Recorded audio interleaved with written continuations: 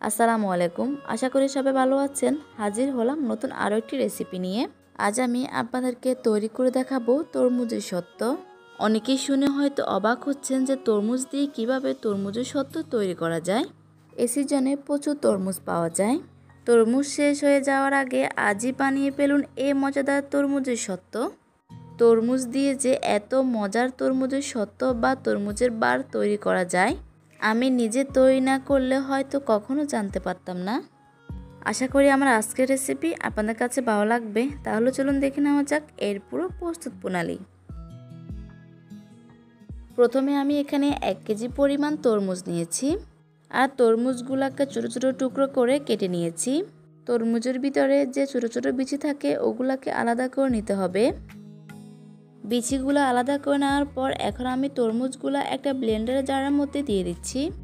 এবার ঢাকনাটা লাগিয়ে এই তরমুজগুলোকে আমি ব্লেন্ডারে ব্লেন্ড করে নেব।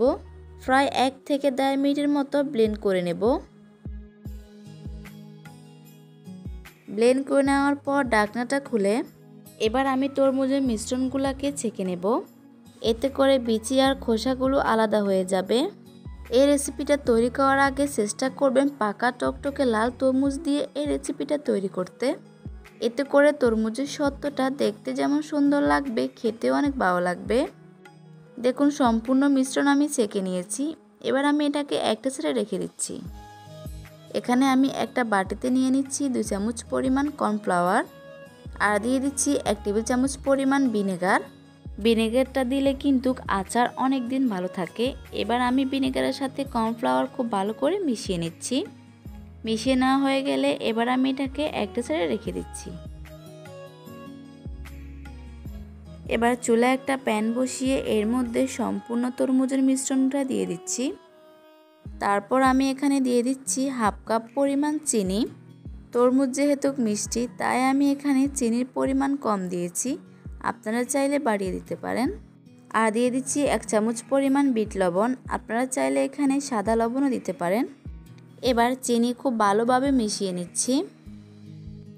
আর দিয়ে দিচ্ছি 1 চামচ পরিমাণ লাল মরিচের গুঁড়া, 1 চামচ পরিমাণ 5 ফোড়নের গুঁড়া দিয়ে দিচ্ছি। আবারও সব কিছু একসাথে খুব ভালো করে মিশিয়ে নিচ্ছি।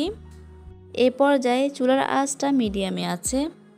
এবার আমি এটাকে জাল করে নেব।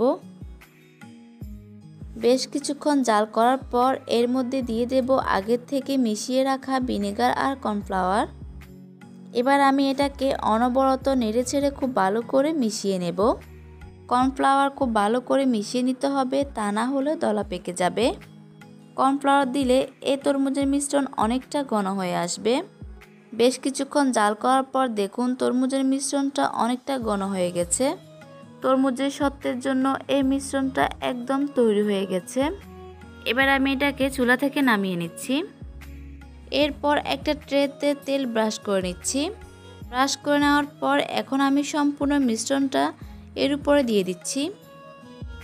সম্পূর্ণ মিশ্রণ দিয়ে এরপর চারপাশ খুব ভালো করে ছড়িয়ে দিচ্ছি।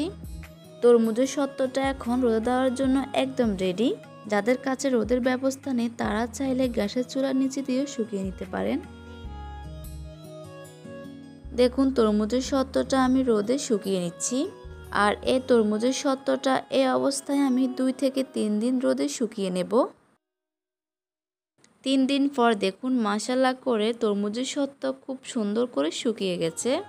এরপর হাত দিয়ে জাস্ট হালকাভাবে টেনে ধরলে দেখবেন সম্পূর্ণ তরমুজের সত্ত্ব আপনার হাতের সাথে উঠে আসবে। দেখুন এর কালারটা কতটা সুন্দর এসেছে। এখন আমি এটাকে আপনাদেরকে কেটে দেখাচ্ছি। এই তরমুজের সত্ত্বটা খেতে একদম আম সত্ত্বের মতো। আপনারা বাসায় একবার তৈরি করলে বুঝতে পারবেন। আমরা আম সত্ত্ব বানিয়ে থাকি। এভাবে তরমুজ দিয়ে তরমুজের সত্ত্ব বানিয়ে দেখুন, পরিবারের সবাই অনেক পছন্দ করবে। আশা করছি আপনাদের কাছে আমার আজকের এই নতুন রেসিপিটা ভালো লেগেছে। যদি ভালো লাগে তাহলে একটা লাইক দিবেন আর আমার চ্যানেলটিকে সাবস্ক্রাইব করে আমার পাশে থাকবেন। আপনাদের লাইক এবং কমেন্ট আমাকে অনেক উৎসাহ দেয়। আজ এই পর্যন্ত, ভালো থাকবেন সবাই। আবার দেখা হবে নতুন কোনো রেসিপি নিয়ে। আল্লাহ হাফেজ।